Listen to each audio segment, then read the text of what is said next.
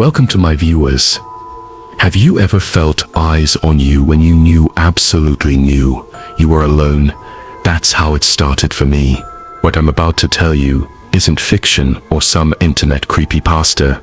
This happened to me, and even now, years later, it still haunts me. I don't live much of an exciting life, but whenever people ask me for a scary story, this is the one I tell. I was 15 at the time, about to start my sophomore year of high school. I grew up in a typical beach town, packed with tourists during the summer, but a ghost town as soon as the season ended. The bars and restaurants all closed down, and it was just the locals, the sky and the ocean. If you've never been down the shore during the off-season, I would strongly recommend it. It's one of the strangest yet most calming feelings you can get from this life.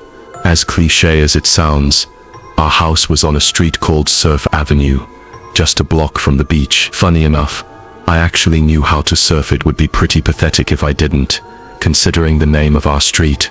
I'd lived there my entire childhood, so the boardwalk and sand weren't just scenery, they were a part of me. I don't live in that specific house anymore, but the property's still in the family, and that stretch of coast still feels like it's mine. At the time I was on the varsity cross-country team, and I was obsessive about staying in shape even during the off-season. Summers get insanely hot down the shore, so I usually ran either super early in the morning or late at night times when I wouldn't melt in the heat or annoy tourists. That night, I decided on a late-night run. I'd stayed up with some friends and slept in late, so I kind of had no choice. I never brought my phone when I ran.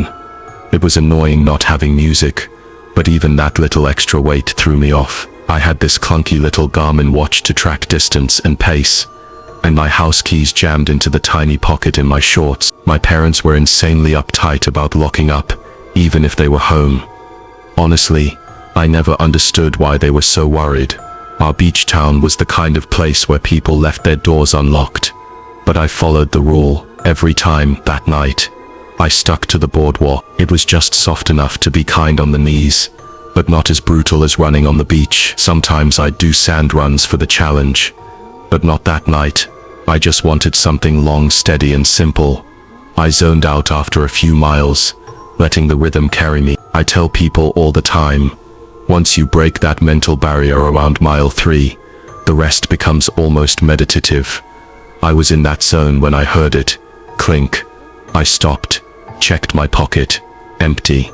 My stomach dropped. My keys. I crouched down, peering through the cracks in the boardwalk. Useless. It was pitch black under there. No way I could see anything, let alone reach it. I started cursing out loud. I know, it sounds ridiculous, but I was amped up from the run, and furious that I'd ruined it over something stupid. But then I remembered those keys had our house address engraved on them.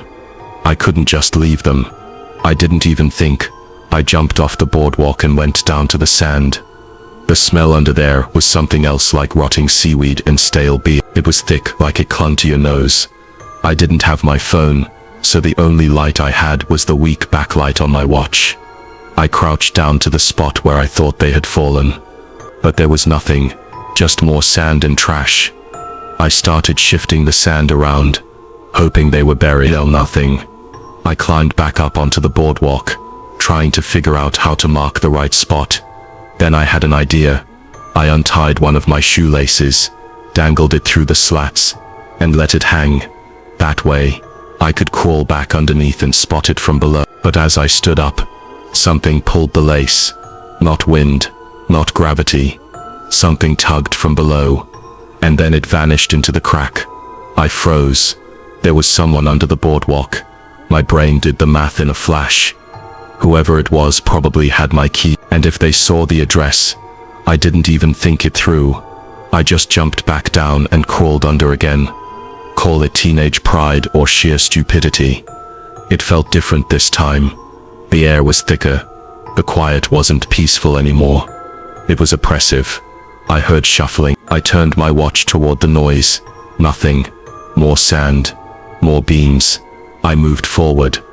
Another shuffle. But now from behind me. That's when I realized it wasn't just one person. There were several. That's when the survival instinct kicked in.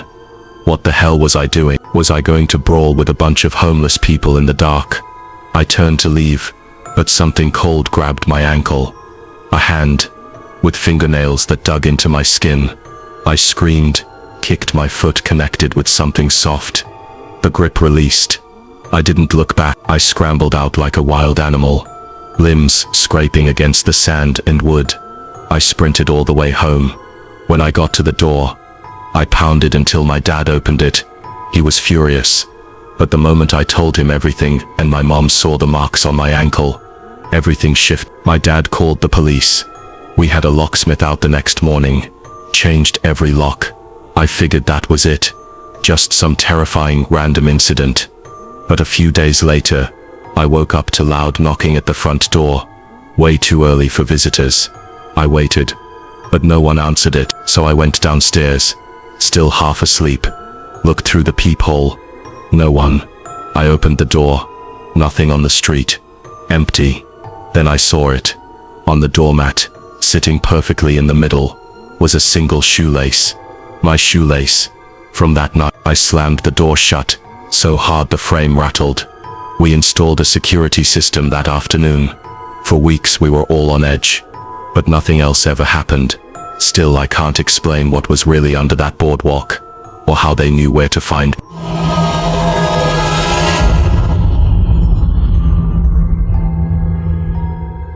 There's something hauntingly beautiful about living in a beach town during the off-season. It's not just quiet, it's abandoned. The tourists vanish with the warm weather, and the town itself seems to fall into hibernation. Storefronts of boarded-up beach chairs disappear, and the vibrant boardwalk becomes a hollow shell of what it once was. But I've always liked it that way. There's peace in the silence, a stillness that lets you breathe. That's why I developed the habit of going on late-night runs along the boardwalk in the off-season, when not a single soul was around. It was my detox, my escape from the weight of life. The sound of waves crashing nearby and the rhythmic slap of my sneakers on old wood grounded me. In those moments, I felt like the only person in the world, and that was exactly what I needed. Tonight was one of those nights. The air was crisp, heavy with the scent of salt water and damp wood. The street lamps buzzed overhead, casting long trembling shadows that swayed with the wind. I was about a mile into my run when it started, that chilling sensation that prickles the back of your neck. I just knew I wasn't alone. I turned slightly, glancing over my shoulder. A man stood in the distance, not moving, just standing there, facing me. I looked away quickly and tried to brush off the unease. Maybe just another night owl like me, out for a walk. But let's be honest, seeing someone just standing there in complete stillness under a flickering lamp post is nightmare fuel, no matter how you frame it. I picked up the pace, but the unease clawed at me. My instincts were screaming. A few minutes later, that same heavy feeling returned, like eyes drilling into my back. I risked another glance. He was closer, still not walking, still not moving, just standing, unmoving, his body slightly hunched forward, as if waiting for something. A deep, cold dread settled in my chest. I pulled out my headphone and started running faster, my breathing growing sharp and ragged. And then I heard it. Footsteps, not loud, but present, matching mine. Every time I sped up, so did they. I turned again. He was closer still. But how? He never seemed to move. He just appeared closer. My heart raced, not from the run, but from pure fear. I broke into a full sprint, the wooden planks of the boardwalk echoing beneath me, like a drumbeat of terror. The boardwalk felt endless, an old splintering trap that stretched forever in both directions. My car was parked at the very end, just beside the beach entrance. I focused every ounce of energy on reaching it. Every few seconds, I'd glance back, and every time the man was closer, still unmoving, still watching. It made no sense. How could he stop so fast? Why did he feel more like a shadow than a man? The exit finally appeared, and I nearly cried in relief when I saw my car. I scrambled for my keys, my hands trembling so badly I could barely hit the unlock button. The lights flashed. I yanked the door open, threw myself in, and slammed it shut. My chest heaved as I fumbled to start the engine. I jammed the car into reverse and backed out. But as I turned the wheel to pull away, I froze. He was there, standing right where my car had been parked, right in front of me. His hood was up, hiding his face, but I didn't need to see it to feel the malice. He just stood there, as if daring me to look longer. I didn't. I cranked the wheel, nearly spinning out as I sped away. I didn't care about red lights. I didn't care about stop signs. I just drove. I never looked back. When I got home, I locked every door, every window, every possible way someone could get in. I didn't sleep that night, and since then, I've had nightmares. In each one he's there, watching, chasing, standing in the shadows waiting. My mind has created 1,000 faces for him, each one more terrifying than the last. I haven't done a winter run on the boardwalk since that night, and honestly, I don't think I ever will again.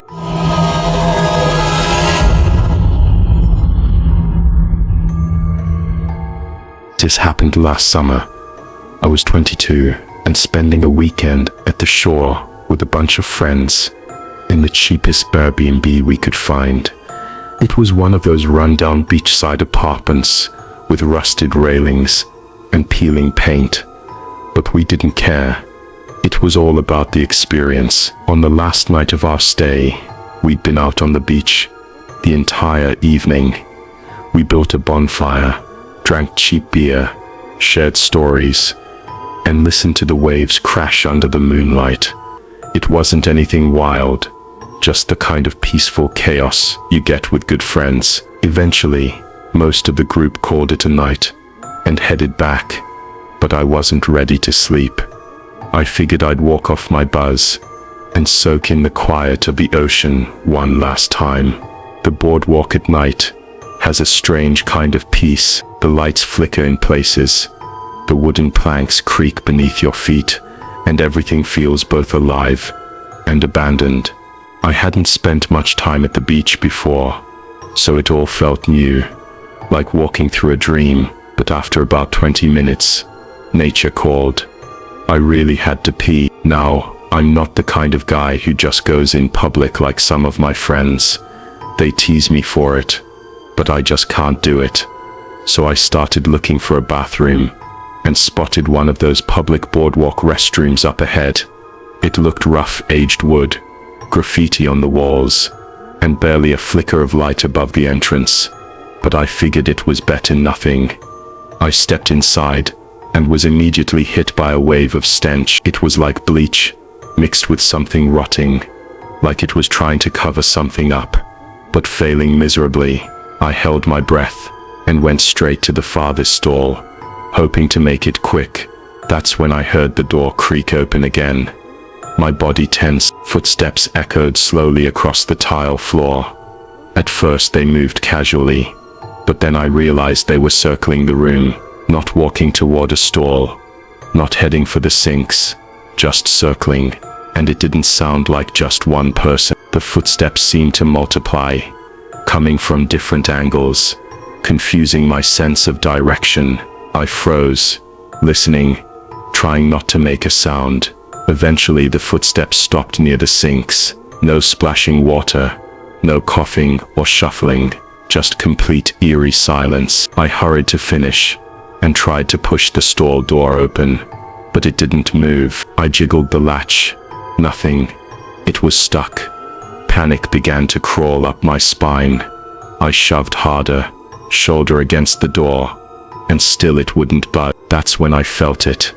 That twisted gut-level instinct that someone was on the other side holding it shut. Adrenaline surged. I backed up and slammed into the door with all I had. It finally flew open, and I stumbled out. The bathroom door slammed shut right then, like someone had just left. But when I scanned the room, no one was there. The place was empty. I rushed to the main door and grabbed the handle. It wouldn't turn. It was like it had been locked from the outside. I started to panic harder, shouting and banging, begging for someone to open up, but nothing. Then I heard it. Movement in the stalls behind me. My stomach dropped. Someone was still in there, and not just hiding. They had been standing on the toilet, because I saw no feet beneath the stall doors. Whoever it was had been there the whole time. I looked around frantically and spotted a narrow, grimy window high above the sinks. I had no choice. I climbed onto the sink, praying it wouldn't snap under me, and shoved the window open. As I hauled myself up, one of the stall doors burst open behind me. I turned my head and locked eyes with the creepiest man I've ever seen. Pale, hair-covered skin, dressed like a teenager, but clearly pushing 50. His face didn't show rage or fear, just emptiness. That blank, dead-eyed stare I'll never forget. I scrambled through the window, dropped down hard on the boardwalk, skinning my knee. But I didn't stop. I just ran. When I was a safe distance away, I called the cops. They responded quickly. It was a beach town, and things like this probably weren't common. I showed them everything. They inspected the door and noticed scratch marks on the handle, like someone had tampered with it from the outside. But the man gone. No shops were open, no cameras around, no witness. It was like he'd vanished into the night. The cops said I was smart to escape through the window, and that was the end of it. I had to leave the next morning, and never got any updates. Deep down, I doubt they really investigated much, but I know what I saw. I know what I felt. Someone was in that bathroom with me. Someone who didn't want me to leave.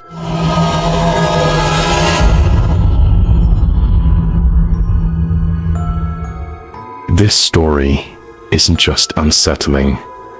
It's the kind of memory that never really lets go. This happened when I was very young.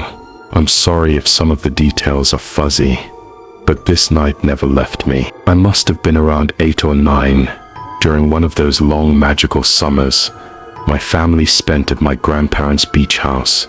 It was our summer headquarters. Siblings, cousins, uncles, aunts, all piled in together. The house wasn't luxurious, but it had a ridiculous number of bedrooms and was just steps from the beach. I'd spend entire days playing in the sand or riding my bike through the sleepy beachside neighborhoods.